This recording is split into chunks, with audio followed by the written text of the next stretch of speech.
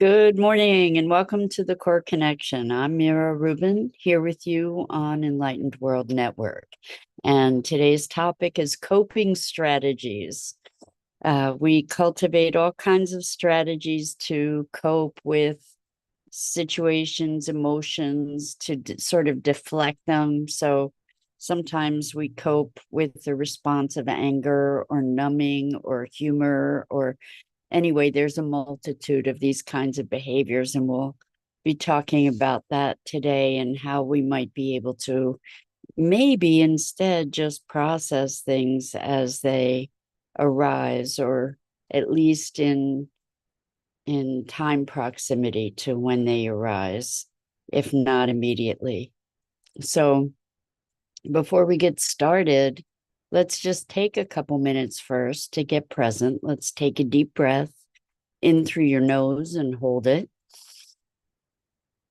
And imagine clean, crisp oxygen flooding your lungs, flowing into your bloodstream, nourishing all your cells, all your organs, bringing vital life energy to your body and being.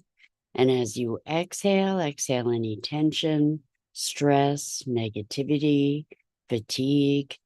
And now let's take another deep breath in through your nose and hold it.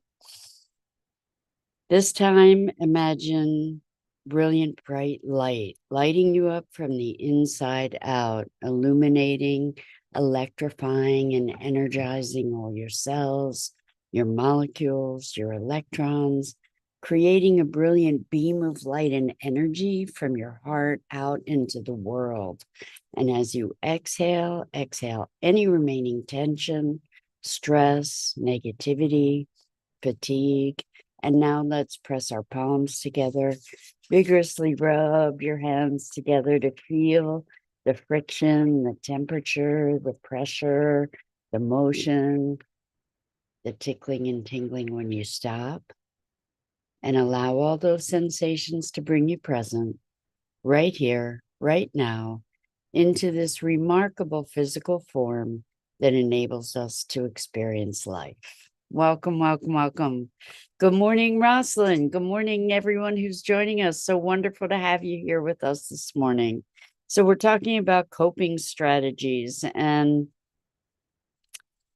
life presents all kinds of challenges to us that we often respond to with discomfort and stress, the experience of stress. And so we find ways to cope. We find behaviors, coping strategies that help to us to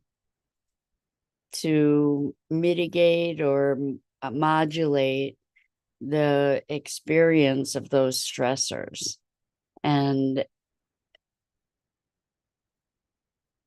we can find that these behaviors span a pretty broad spectrum, from anger to eating to just numbing ourselves out in a multitude of different ways, to sleeping, to all these kinds of coping mechanisms.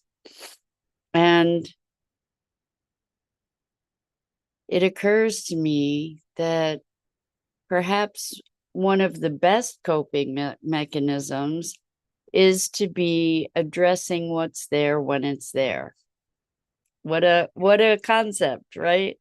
Now, we don't always have that option, because it may be that there's some deep processing that the circumstances don't necessarily lend themselves to in a specific moment.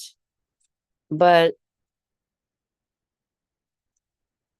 if we're present to the fact that we're under stress or that we're experiencing stress, if we're present to the fact that we've got a lot going on, and then deliberately and consciously allocate time and energy to addressing those emotions, then what will happen is that we lift the oppression or the pressure of those stressors, uh, and actually allow ourselves to metabolize, to process those things through, rather than finding ways to cope, which allows, oftentimes one of the ways that we cope is we suppress those emotions. We suppress our reaction, and uh, put things to the back burner. Admittedly, sometimes that's necessary. Sometimes a situation is such that we really need to just rally all our forces, and there's not the opportunity to process through everything. And oftentimes the processing happens on so many different levels.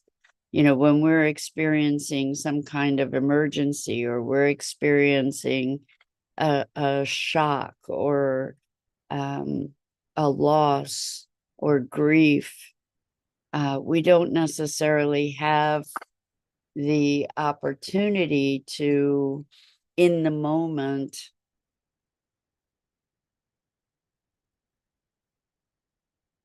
focus our attention on that emotional need to process. And so the coping mechanisms come in, which is a gift, to be able to have that way, that strategy, even though it's not necessarily a conscious strategy, to have a strategy to deal with and to be able to move through deep challenges. The thing is that we often then forget that that attention is needed.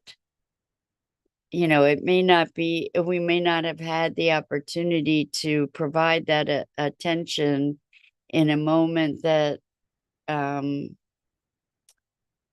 in the exact moment that it was initially needed, but we do have, if we refuse to address it at some point, or neglect to address it at some point, it will come back and bite us on some level, because it's an energetic pattern that that will persist in some ways, and sometimes accelerate. Ignoring something doesn't actually necessarily make it go away. If we can, address these emotions, the closer we can address these emotions to the time that they arise, the better off we're going to be. And sometimes it's nothing more needed. There's nothing more needed than to feel the feelings, just to feel the feelings, to allow ourselves to move it through the body. And I think that so many of us have a fear of getting lost in the emotion, getting lost in depression, getting lost in grief, getting lost in rage, and feel that, and feel and fear that we won't be able to reclaim ourselves. And if we can cultivate the notion of emotion as an essential teacher, then the whole experience of those emotions can become less terrifying.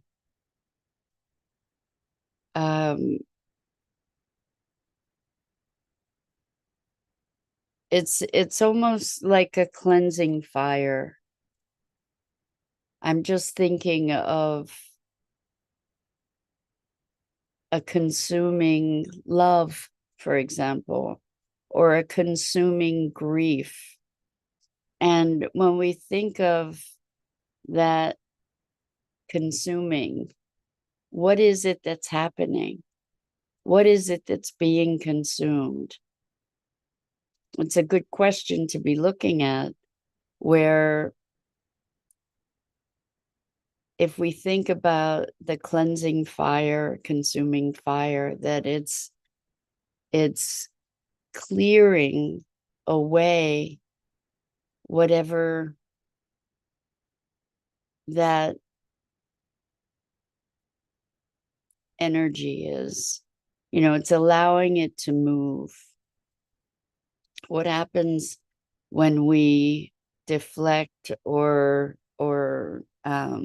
ignore these energies is that they find residence in our physical body, ultimately, with aches and pains and dis-ease over time. And so to find a way to process through it is important. And I want to be clear, though, that as we talk about this notion of processing through, we're not necessarily intellectualizing. It's so interesting. I had a session with a client who's very adept at psychoanalysis, sort of inquiry, to be able to notice, oh, there's a pattern, and what's the why behind the pattern. And it's one thing to recognize that there are certain things that act as triggers. Being able to identify triggers is a great thing. And then it's a great thing as long as we use it to go deeper, to be able to get to a point where we're dissolving that trigger. But we can find ourselves deeply enamored of the stories behind our behaviors that validate and justify and explain and essentially give us ways to hold an understanding that keeps those behaviors in place, that keeps those patterns in place. And I was always somebody who's interested in the why of things. But what I realize is that why is not as important as the experience. And what happens is we dig into, I've seen it so many times in myself and other people also, is that we get so attached to the why. But the why doesn't disappear the issue. The why doesn't dissolve the underlying patterns. What happens is that the why can become, I think the why can become almost an addiction. The why can be a justification that allows us to provide ourselves with excuses for the way that things are without necessarily creating a change or a transformation or a release from the ways that things are, or the way that things are. And so we got into it with this client, it was really interesting because are very skilled and enamored of understanding the mechanisms and the reasons and not the mechanisms as much, but the reasons and the explanations. And it was in the course of the session, what was important was to be in the experience. And we often use whys as a coping strategy in a way, right? To remove ourselves, to distance ourselves from the experience itself. And so this person really wanted to dive into the why. And I said, well, we can talk about the why later. Right now, it's not relevant. And they said, why? Because you say so. And I said, yeah, I know what I'm doing here, right now. What needs to be addressed is the experience, what needs to be lived in order to get the result. The dissolving that we're looking to accomplish here is through the experience. And it's been a recent conscious discovery or conscious connection for me to recognize that the experience that we're talking about that enables us to actually dissolve certain patterns is an experience that exists on multiple levels. When we go into the why, what we're typically doing is we're trying to figure something out. We detach ourselves from our bodies and our emotions, and integrating this experience, making it an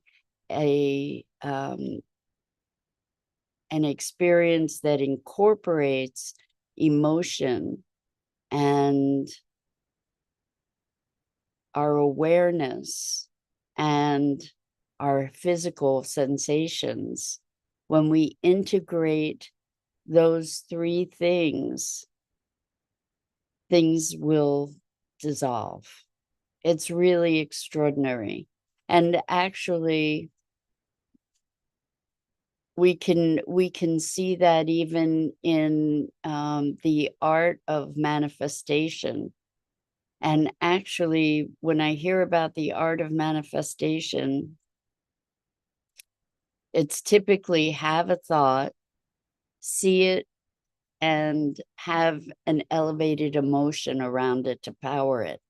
And it occurs to me that if we are able to engage our body more consciously in that process, that it will harness this three-pronged magic that that allows us to dissolve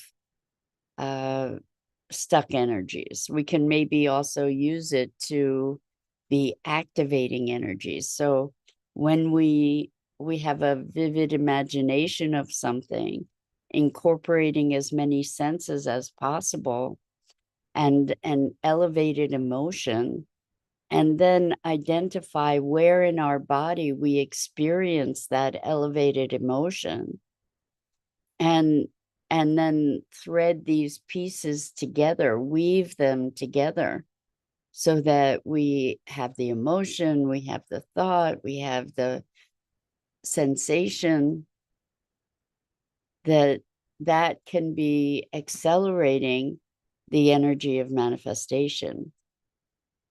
As it, on the other side of things, perhaps, can dissolve stuck emotions. So stuck emotions, stuck trauma, stuck experiences. So it's an activator, perhaps, to engage on all these different levels. And if we go back to this notion of coping strategies, one of the biggest coping strategies I've seen is numbing, where we disengage. We disengage from our emotions. We disengage from our physical sensations.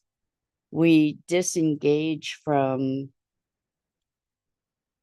our intuitive sense, and we go on automatic. We go on automatic pilot, where we're here, but we're not really here,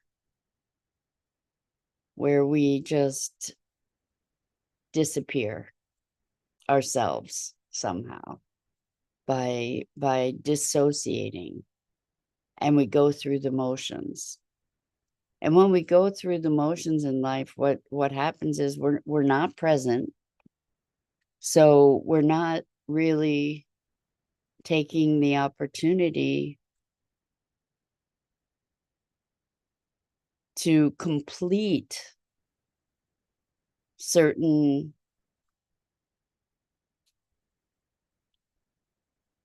I don't know what to say, certain journeys maybe that have been initiated, where we have a shock and what we do is just tough it out. Like we're taught, just tough it out, ignore the emotions. It was really interesting. I was talking to somebody who was schooled in a certain school of thought, and he said that they had been trained to think of emotions as just like a fart, that an emotion was just passing gas, so to speak, and that it was irrelevant. And I looked at that analogy, and if we look at it more deeply, if you're passing a lot of gas, there's a problem, right? There's something going on in the system that's out of balance. And rather than ignoring these things and overriding them, what we can do, and I think is much healthier for us to do, is to pay attention to the communications from the emotions, pay attention to the communications from the body, and not necessarily make up all kinds of stories about it, but to be present to it. So yesterday, I was doing something in the kitchen and I pulled out a cutting board and it dropped on my foot. It was a big, heavy wooden cutting board, and the corner of it jammed into a part of my foot, and it was painful. And in the past, coping wise, I would have just ignored it, tried to ignore it, and gone on with my whatever I was doing, and just let it go away. And because I've been practicing this awareness, what I was aware of is that it really hurt. It really hurt. And so I decided to take the time to address it. And I sat down and felt it and put my hands on my foot where it was. And I allowed myself to feel it, to experience the sensation of it. And interestingly, as I did that, it got more painful. It got really painful. And then it wasn't painful anymore. But I was with it. I was allowing myself to stop, not make up stories about it, not create a whole narrative around it, but to experience it in my body, to follow the sensation, literally tracing that sensation as I felt it moving in my body. I followed that sensation, being present to it, being present to that pain, rather than trying to just pretend it didn't exist as a coping mechanism. And as I was present to that pain, it dissolved. I allowed that energy to move and it dissolved. And that's what we can do with our emotions as well, is to feel the emotions, to allow ourselves to experience it and move with it and notice that it's energy and that it's energy moving through our bodies and being. And as we presence ourselves to that emotional energy and feel it in our body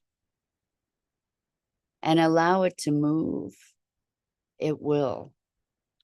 So one of the things that I've been working with lately is brokenheartedness and allowing myself to be present to that as it arises in waves, because typically emotions will arise in waves, and certainly grief does. I actually felt it in my heart and down my left arm, down into my fingers. I felt that grief. And as I allowed myself to feel it, it dissolved.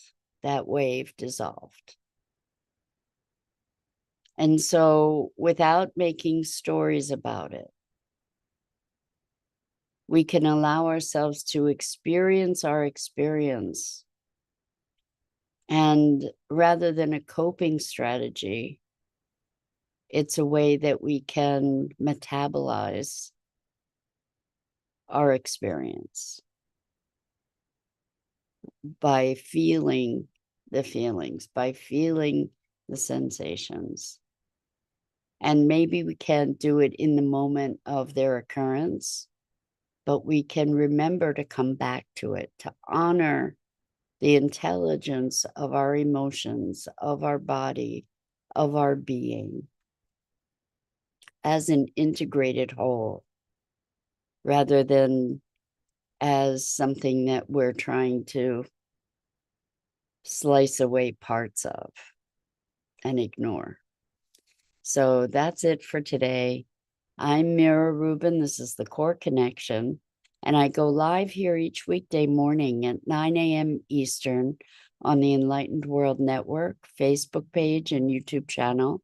And I invite you to please like, follow, and share Enlightened World Network and me.